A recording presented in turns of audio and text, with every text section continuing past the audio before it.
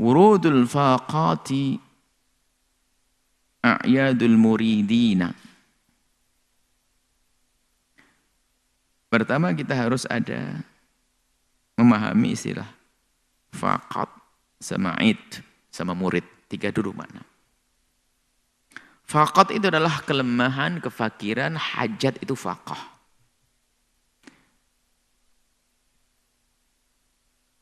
Manusia semua punya faqah. Kefakiran, punya hajat kepada Allah. Semua dari kita. Namanya faqah dzatiyah. Biarpun dia kuat, dia tetap perlu kepada Allah. Dia kaya, tetap memerlukan Allah. Untuk agar dia tetap dalam kekayaannya, yang kuat tetap dalam kekuatannya. Kalau tidak dicabut oleh Allah, langsung dia fakir dan kemudian dia menjadi seorang lemah yang kuat tadi. Itu faqad dzatiyah. Memang hamba, seorang hamba ya hamba. Maka dia adalah punya faqah dzatiyah. Memang dari zatnya seorang hamba ya dengan segala kelemahannya di hadapan Sang Maha Kuat. Cuman yang dimaksud faqah ini begini, tapi faqah aridi. Al-aridah. Faqah aridah adalah suasana baik, sehat, tiba-tiba sakit. Itu faqah di sini. Yang kaya tiba-tiba fakir. Diujilah. Ujian itu faqah. Maksud faqah di sini faqah yang itu. Kalau faqah dzatiyah selalu ada pada kita. Makanya kalimat wurud datangnya faqah. Yang aridah bukan faqah dzatiyah, faqah. Kefakiran apa sesuatu yang menyakit, yang memberatkan, ujian, sakit, bencana yang datang itu faqah di sini, faqah aridah. Ayat itu adalah kegembiraan. Kegembiraan ada kegembiraan yang semu, ada kegembiraan yang hakiki. Tentu yang adalah ait. Kegembiraan adalah rasa senang di dalam hati yang bukan hanya sekedar gebiar zahir, itu ait yang sesungguhnya. Rasa kesenangan. Dan ini tidak ada hubungannya dengan materi. Nggak ada hubungannya. Memang kalau ait secara zahir ya orang punya kekayaan, berhari raya. Bukan, tapi kesenangan ada di dalam hati seorang hamba. Tersembunyi dalam hatinya. Dan juga tersimpan nanti di akhirat seorang mukmin punya kesenangan. Ini adalah kesenangan yang hakiki, yang membawa kepada kesenangan yang panjang, itu id di situ. Ini pahami dulu. Kemudian muridin di sini ada makna. Siapa murid?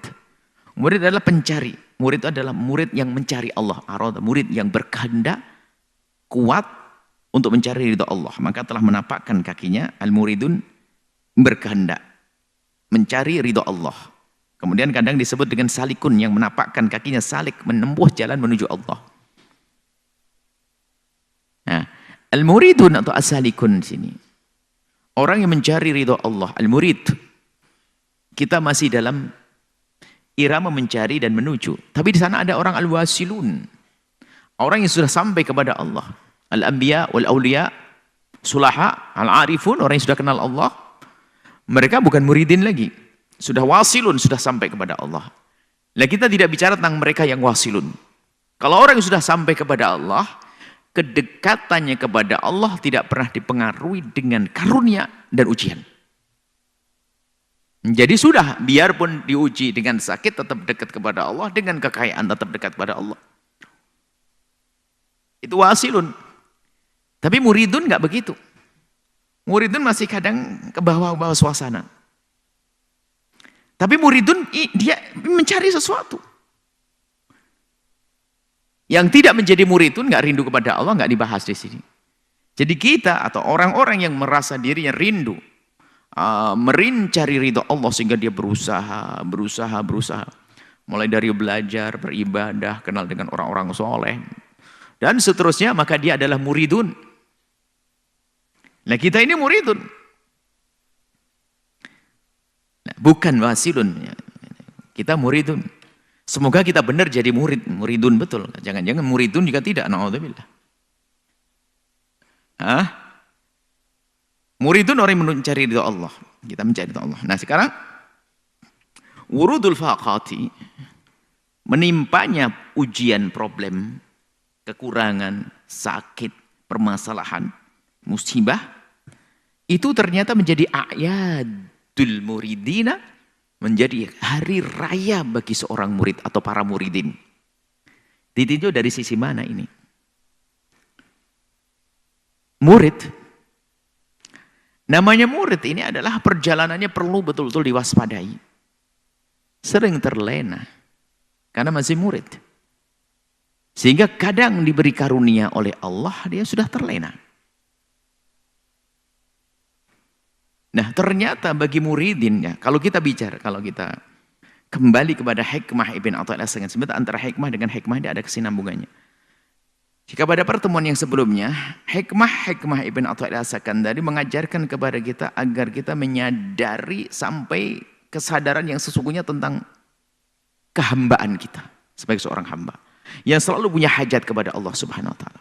Mulai dibahas tentang bagaimana cara berdoa yang sesungguhnya. Doa itu seperti apa sih? Sampai apa yang kita lakukan benar-benar karena Allah. Karena kita seorang hamba, sampai derajat berdoa itu adalah penuhi permintaan Allah, jangan penuhi permintaanmu. Yang banyak orang berdoa memenuhi permintaannya. Karena saya punya hajat maka minta kepada Allah. Bukan karena kita memenuhi permintaan Allah. Ud'uni astajib lakum. Bukan karena kita memenuhi permintaan Allah yang berfirman, doalah kepadaku. Ternyata enggak, ya Allah aku berdoa kepadamu karena aku punya hajat. Bukan mengatakan, ya Allah aku berdoa kepadamu karena engkau telah memerintahkanku berdoa. Bukan itu. Nah, oleh Ibn Athaillah akan diangkat sampai kita masuk wilayah kalau kita berdoa karena kita memenuhi permintaan Allah. Ya Allah, aku saat ini berdoa karena engkau yang meminta aku berdoa, yang menyuruhku berdoa. Bukan karena ya Allah aku berdoa karena aku punya hajat anakku, istriku, keluargaku, rezekiku. Bukan. Ini makom. Nah, kalau sudah sampai di sini kesadaran sebagai seorang hamba yang sesungguhnya, maka dia menyadari tentang faqotnya tadi. Faqoh, kekurangan dan sebagainya. Ini faqoh yang dzatiyah. Tapi kemudian setelah itu apa? Nah ini, ada faqoh aridah. Ada orang yang diberi oleh Allah karunia, tapi bisa saja dia terlena. Tapi dia ingin dekat kepada Allah, ada kerinduan, sehingga dia kadang sering ngaji dan sebagainya.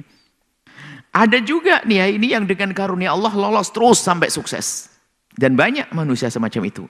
Di saat diberi Allah kesehatan, ibadahnya kuat. Di saat diberi oleh Allah kekayaan, semakin dekat kepada Allah. Dermanya tidak pernah putus-putus. Dia muridin yang dengan kekayaannya sampai kepada Allah. Lah muridin kan ada dua ini. Muridin ada dua. Muridin yang diuji oleh Allah, yang diberi oleh Allah dengan kekayaan, ada murid dengan kekurangan. Karena manusia ini semua muridin, yang mencari ridho Allah itu muridin. Dan manusia macam-macam, ada si kaya, ada si fakir. Semuanya menuju kepada Allah, berjalan. Menuju kepada Allah Subhanahu wa taala dengan amalnya, dengan ilmunya, dengan hatinya, dengan pikirannya, terus dia ingin dekat kepada Allah. Nama muridin. Nah, ada orang yang menjadi murid di saat diberi oleh Allah karunia, maka semakin kencang dia kepada Allah. Di hari ini pun kita menemukan orang yang semacam itu.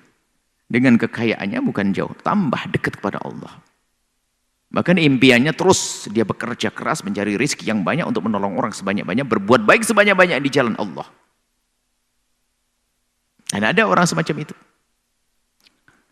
Sehingga karunia yang Allah berikan kepadanya menghantarkannya sampai kepada Allah. Bisyukrin ni'mati, dengan mensyukuri nikmat Allah.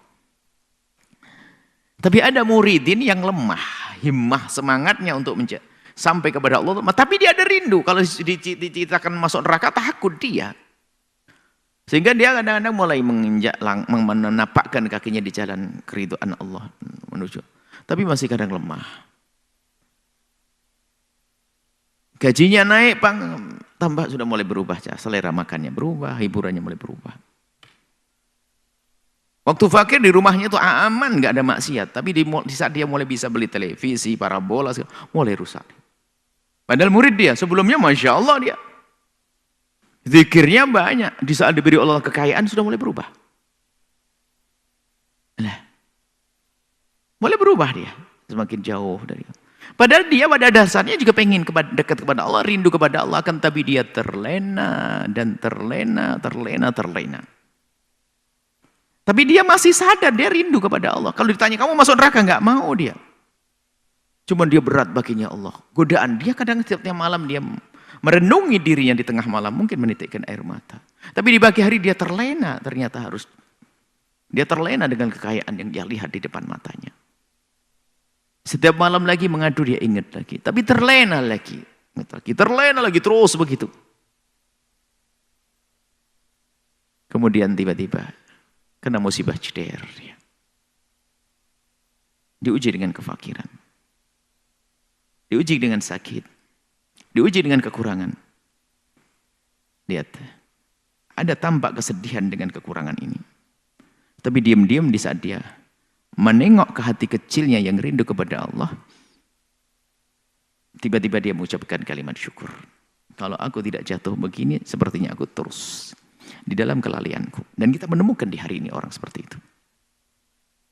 Kalau misalnya Syekh Mula Ramadan Al-Buti dengan putra beliau Syekh Muhammad Said, Dr. Muhammad Said Ramadan Al-Buti, suatu ketika kunjung kepada orang yang dahulu diberi oleh Allah dengan segala, ada cerita orang dengan kekayaan yang melimpah, dengan segala kemudahan, tiba-tiba diuji oleh Allah dengan kekurangan. Diuji oleh Allah dengan kekurangan, sudah menjadi fakir, sakit, mati separuh atau stroke lah bahasa sekarang. Mati separuh dikunjungi oleh ayahanda Dr. Buti. Dan Dr. Buti ikut waktu itu. Ini dalam kisah yang disampaikan oleh beliau. Orang itu Masya Allah, mulai dari semenjak dia uji dengan kefakiran dan sakit, ibadahnya semakin semangat, dekat kepada Allah, derai air mata dan seterusnya. Didatangi oleh seorang alim besar, ayahanda dari Dr. Buti, yang dikatakan Abu Yasin Muhammad Maliki menyifati beliau adalah waliul ulama, alimul aulia. Ibaratnya begitu. Walinya para ulama dan alimnya para wali soleh. Akhirnya setelah melihat orang tersebut dengan keadaan semacam itu terharu. Ya terharu, wajarlah orang yang datang lalu mendoakan. Lalu doakan, semoga Allah memberikan kesembuhan kepadamu. Di saat didoakan begitu, tidak langsung mengamini, berkata, ya Syekh, kalau ternyata di saat aku sembuh, tapi kenikmatanku dengan Allah yang aku rasakan tiba-tiba hilang, mending aku tetap sakit semacam ini. Terperanjat. Seorang alim Dr. Buti dan ayahanda beliau kaget dengan ungkapan orang semacam ini. Kalau seandainya aku diberi kesembuhan, akan tapi kok kenikmatanku dengan Allah tiba-tiba hilang, lebih baik aku biar sakit seperti ini. Lalu Dr. Buti mendoakan apa? Semoga Allah memberikan, ayahanda Dr. Buti, semoga Allah memberikan kepadamu kesembuhan dan tetap kelezatan dalam beribadah. Artinya ada orang semacam itu. Dan kita juga menemukan ada suatu ketika orang diuji dengan rezeki yang melimpah di zaman ini. Rezeki yang melimpah, tiba-tiba diberi oleh Allah dengan kefakiran yang luar biasa. Semua usahanya bangkrut dan sebagainya. Mendekat dengan tempat yang mulia, menangis. Bahkan mensyukuri keadaan ini. Bahkan berkata, kalau seandainya aku tidak bangkrut, mungkin aku terus dengan ribaku, aku dengan ini. Allah. Inilah. Lah, ini kan murid yang sesungguhnya, maka di saat diuji, senang. Biarpun secara zahir kurang. Maka ada kegembiraan tersendiri, kesenangan yang sifatnya rohani. Dan itu kesenangan itu berkesinambungan panjang hingga saat nanti setelah meninggal dunia. Secara zahir ada kekurangan. Nah ini adalah makna. Dan memang kita tidak boleh minta faqah. Kita tidak boleh minta kesengsaraan. Kita tidak minta kefakiran. Kita tidak boleh minta sakit. Gak boleh. Akan tapi ini ada dua makna yang perlu kita hadirkan. Kita melihat contoh ada orang semacam itu. Mungkin ada di antara kita yang diuji gitu loh. Dengan apapun ujian, maka apakah ujian ini menjadikan kita semakin dekat kepada Allah atau tidak? Apakah di balik ujian yang Allah timpakan tiba-tiba kita bisa mengucapkan kalimat syukur kepada Allah? Kalau sudah bisa berarti murid sejati, sudah dekat sampai maqam wusul, wasilun ilallah. Ini berat memang. Ini bukan berarti kita tidak boleh berusaha mencari obat, bukan. Artinya rasa, dan itu gak boleh berpura-pura. Oh nikmatnya Masya Allah, dia bernikmat, padahal sakit ya Allah subhanallah. Bukan itu, tapi hakikat apa yang ada di hatinya. Bahkan dia mungkin dengan setiap kesabaran dirasakan, dia kebayang karunia dan nikmat Allah, imbalan dari Allah, ridho Allah. Dia sakit satu sisi, dia mengadu, Allah sakit ya Allah, ya Allah. Tapi sisi lain ada kegembiraan tersendiri, itulah idnya.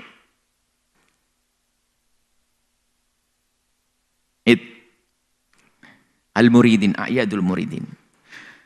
Nah semua dari kita akan menemukan saat-saat seperti itu. Semua dari kita. Karena kita di darul ibtila. tempat ujian.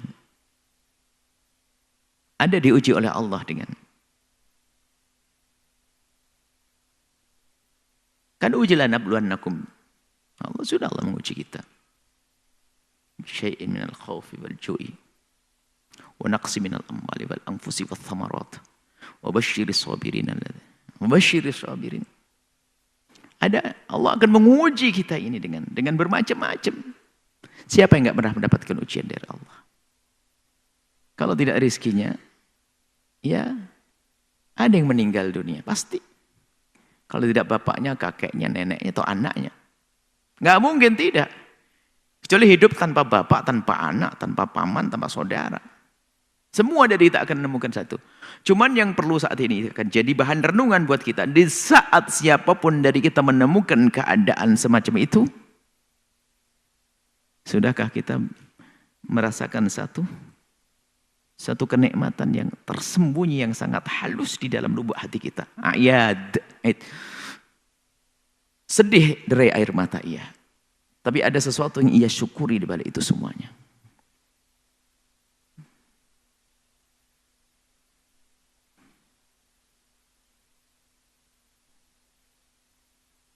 Ada seorang syuhada, Khansa syuhada, seorang wanita.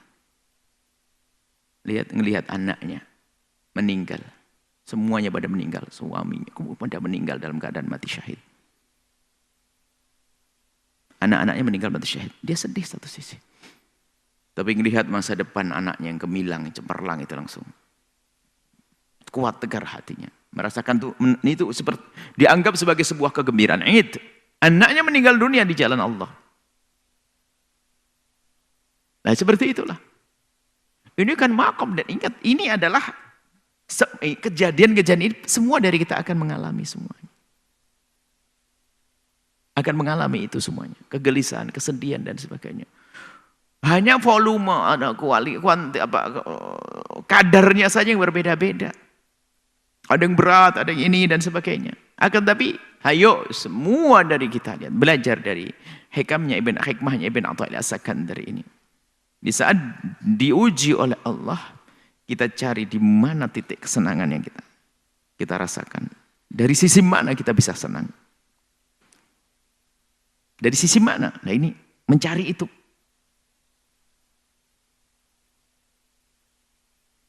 Dalam bahasa Arab, hikmahnya apa gitu loh mencari itu. Biar kita segera lega, hikmahnya apa? Di balik ujian ini hikmahnya apa? Kalaupun belum ketemu hikmahnya, karena kita yakin Allah maha kasih, ya kita mudah untuk senang. Hanya mencari hikmah itu kadang memang kelas-kelas mubtadi'in ya, permula. Seperti kita ini kalau ada musibah itu merenungi, itu perlu waktu untuk sampai pada kesadaran bahasanya itu adalah di balik ini adalah karunia. Nah gitu bro. Kalau Nabi langsung mengatakan ajaban li amril mu'minin anna amrahu kullahu khair. Wala yakunu dzalika illa lil mu'minin. Mengherankan urusan orang beriman, segala urusannya baik-baik saja, dan itu tidak ada kecuali bagi orang yang beriman. In asabathu sarra syakar. Kalau mendapatkan kebahagiaan dia bersyukur, kalau mendapatkan karunia syukur, kana khairan lahu. Itu lebih bagus baginya. Wa in asabathu dharra, kalau mendapatkan musibah, sabar, kana khairan lahu. Maka baik baginya. Sabar itu apa? Pahalanya mengalang-alangi daripada ibadah-ibadah biasa, atau karena ibadah hanya orang sabar, kepahalanya akan seolah begini, kau minta apa wahai hambaku akan aku kasih. Bukan pakai hitungan 700 kali dan seterusnya. Apa yang kau inginkan akan dikasih. Berkat kesabaran. Nah ini, itu kan semuanya untuk menemukan titik kesenangan tadi itu. Oh, hikmah di balik itu. Nah muridin yang sudah sampai merasakan musibah ternyata aid bagi dia, itu muridin yang sudah sampai. Pada akhirnya wasilun, sampai kepada Allah Subhanahu wa taala. Setelah itu maka dia karena dia ahli wusul, enggak akan ada perbedaan di saat dalam kekurangan atau di saat diberi oleh Allah karunia. Ibadahnya tetap stabil. Kalau dulu kan punya. Dan rezeki oke. Ada orang baik ibadahnya di saat fakir. Di saat kaya sedikit bubar. Dulu kelihatan ngaji rajin di majelis. Saat mau masih pakai jalan kaki, angkot, naik sepeda, Masya Allah, boncengan dengan keluarganya, anaknya numpuk di situ. Tapi giliran sudah mulai motor, pakai motor nggak kelihatan lagi. Lah ini kan diuji di saat diberi karunia malah nggak kelihatan. Model ini nggak mampu dia diuji dengan karunia. Maka lebih baik bagi dia adalah fakir lagi. Ada orang diberi Allah kekayaan, hadir ngaji dan sebagainya. Masya Allah, pakai mobil dan sebagainya. Diuji, tak taunya bisnisnya berkurang lah. Atau mobilnya sudah tidak ada, nggak ada lagi ngaji. Berarti memang ini adalah orang yang nggak lulus ujian. Tapi arifun nggak ada perbedaan. Di saat kaya stabil, di saat fakir stabil, nggak ada beda, nggak ada pengaruh. Ini, nah ini muridin masih sering seperti itu. Akan tapi Imam Abu Al-Sakandari mengajari kita agar kita mencari kesenangan di balik musibah itu gimana caranya? Ayo renungi, renungi sehingga pandai mensyukuri biarpun dalam musibah. Dan ini berat. Berat, bagaimana orang bisa bersyukur alhamdulillah di saat diuji oleh Allah dengan musibah. Alhamdulillah. Cuman mengucapkan alhamdulillah itu ada hubungannya dengan pemahaman tadi.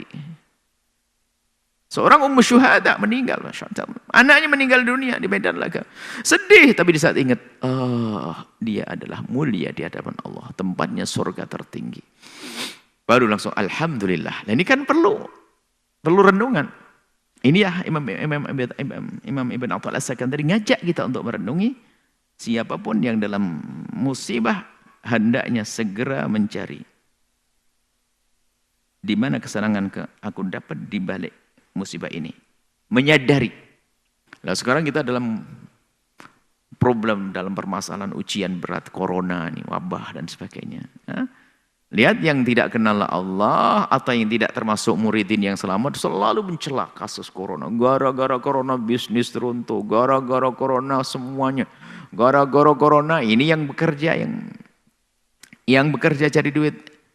Yang di sebagian santri pondok pesantren gara-gara corona enggak ketemu umiku, ayahku gara-gara corona. Ada terus mengeluh dengan permasalahan yang Allah berikan. Gara-gara akhirnya keluh kesah terus. Tapi muridin sejati, alhamdulillah ada hikmah di balik ini semuanya. Agar aku semakin dekat kepada Allah. Urusanku dengan ibuku gimana? Agar engkau semakin rindu. Semakin rindu mengabdi. Terus kesempatan ibundamu untuk bisa mengumpulkan rezeki lebih mudah lagi. Tidak harus habis mondar-mandir. Mungkin para santrinya seperti itu. Cari celah. Agar kita bisa sampai kepada syukur ra'yadul muridin. Semua permasalahan. Dan harus begitu, ada hikmah di balik ini, kesenangan di balik ini. Ini perlu kita mencari-cari. Sehingga tidak akan dia menyesali dengan apa yang Allah berlakukan kepadanya. Tidak akan dia pernah marah kepada Allah. Bahkan juga tidak akan masuk wilayah putus asa. Nggak ada, karena dia kenal. Ternyata musibah bagi dia menjadi sebuah kegembiraan. Nggak akan masuk wilayah depresi orang semacam itu. Karena dia kenal Allah. Nggak ada musibah. Bukankah musibah kalau ditimpakan pada seorang hamba yang beriman itu, kalau bukan pengampunan dosa, pengangkatan derajat, tabungan pahala yang besar nanti di hadapan Allah. Terus menghidupkan akalnya dengan ilmunya tadi, kemudian di otak-atik hatinya, maka sampai kepada rasa bahwasanya setiap musibah ternyata bagi muridin menjadi a'yad, hari kesenangan, hari kegembiraan. Semoga Allah senantiasa memberikan kepada kita kebahagiaan yang hakiki. Semoga Allah menjadikan kita ahli syukur. Dan Allah menjauhkan kita dari malapetaka dan musibah lahir batin. Dan semoga Allah Subhanahu wa ta'ala mengangkat musibah dari siapapun.